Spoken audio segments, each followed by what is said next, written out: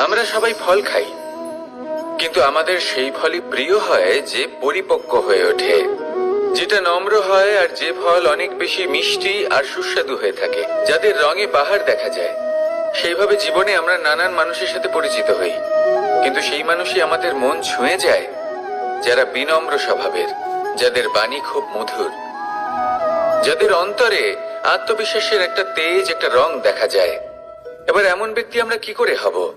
ঠিক সেইভাবেই যেমন একটা ফল রোদ, বর্ষা, শীত, বায়ু এই সকল সংকটময় পরিস্থিতির সম্মুখীন হয়ে পরিপক্ক হয়ে ওঠে, সেইভাবেই মানুষ সংকটময় পরিস্থিতির সম্মুখীন হয়ে পরিপক্ক হয়ে ওঠেন। যদি এই সংকটের সম্মুখীন হন তাহলে অভিজ্ঞ হবেন, আর এই অভিজ্ঞতাই শিক্ষা দিয়ে যাবে।